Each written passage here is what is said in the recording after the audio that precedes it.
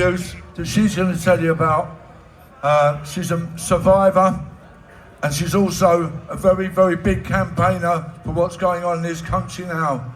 Ladies and gentlemen, please give a massive, massive round of applause for Elizabeth Harper, please.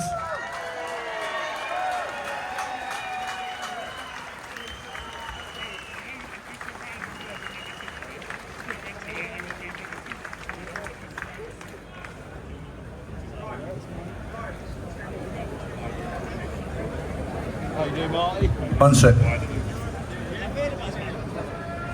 you doing, Marty?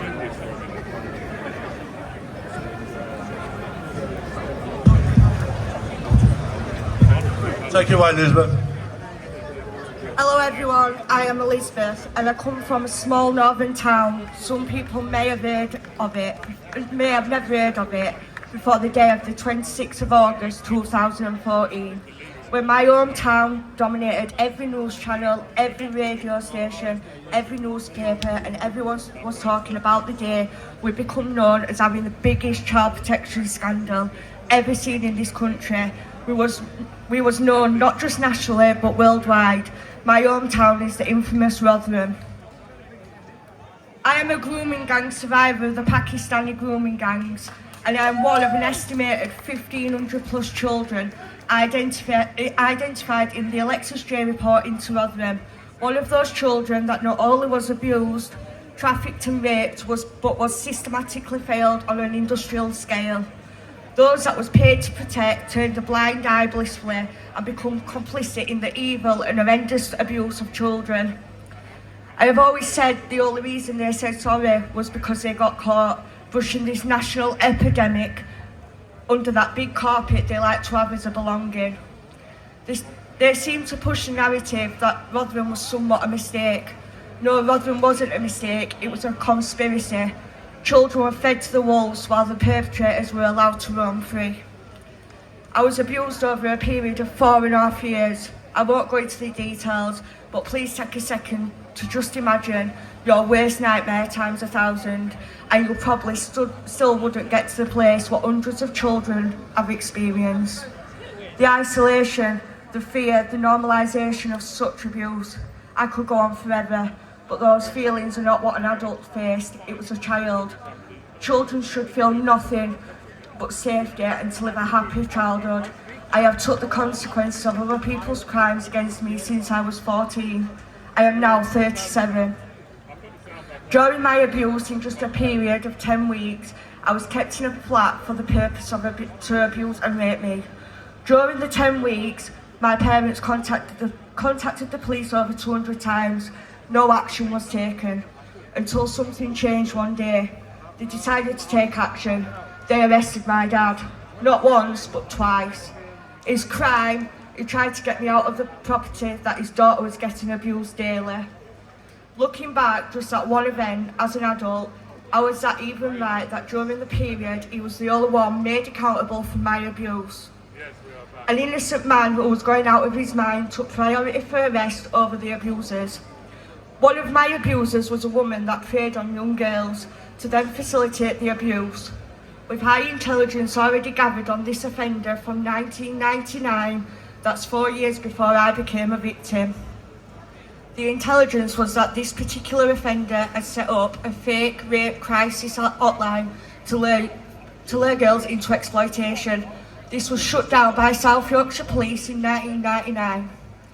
Rotherham Borough Council gave her a taxi contract to pick children up from school. She went under 9 different names. The intelligence around her was to a very high level, but still she did what she did without no consequences. When the J report came out in Rotherham, some people may have felt anger and upset and so many other emotions. I felt relieved, I felt vindicated, but I also knew that finally I wasn't that label of a naughty child that was responsible for my own abuse. The world knew we were always telling the truth. That day of the J report into Rotherham became the first step into my journey of becoming a survivor. The day I knew I had to fight not only for myself but all for those that didn't have a voice.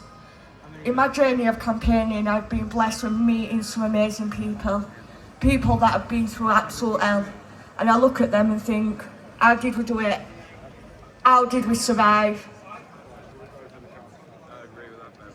We fought against the odds, and here we found ourselves being shoved on the back burner again.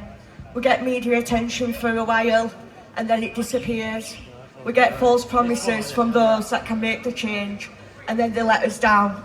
The same old vicious circles. Then after all those times, something changed this year. One man in a different part of the world changed the narrative. That man was Elon Musk.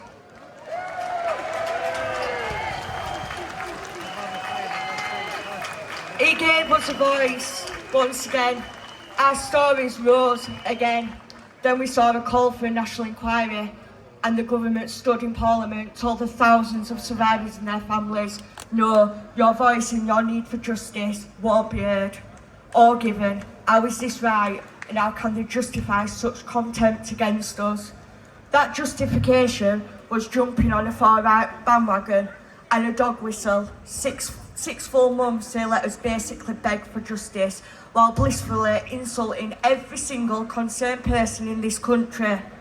The audit found just exactly what the concerns and the injustice that had been raised for years. We then saw a U-turn. We was allowed an inquiry. This is when the fight starts again. We must not let them rewrite history on Britain's darkest secret. We must never become silenced again. We need this to be done.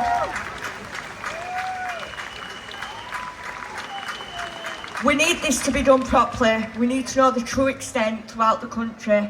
We need to know the statistics to have proper data. We need to hold those that fail to account. We need to join the dots and make it what it is, organised crime. We need to see people being compelled to speak. We need to see actions, not only for us that have suffered, but for this country's children. They are our future. They should be safe and never be faced with such evil. No.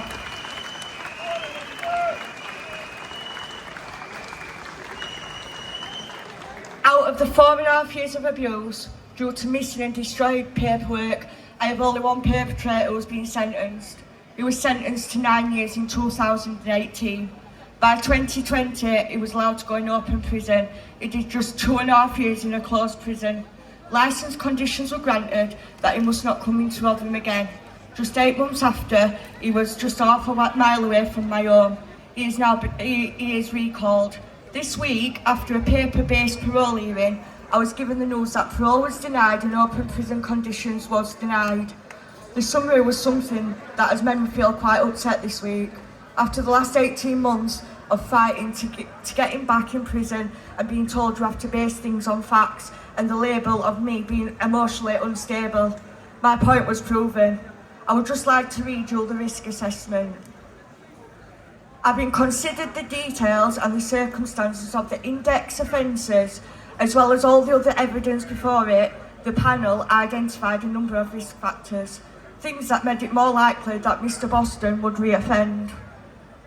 These risk factors had included offending for sexual gratification, a sexual interest in young teenagers, feeling entitled to sex associated with others who shared his interests, and having a lack of victim empathy.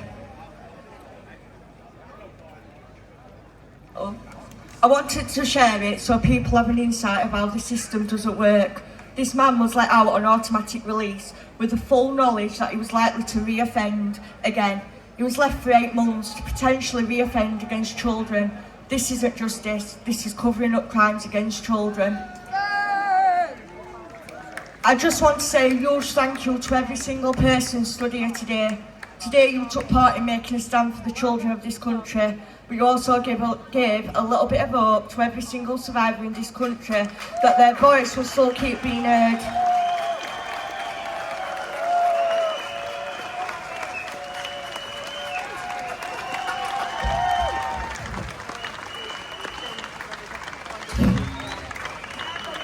Ladies and gentlemen, without people like Elizabeth doing what she just did, they wouldn't be having a national inquiry, I'm telling you that now.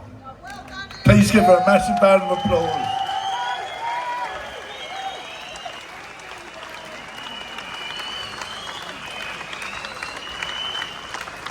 Right.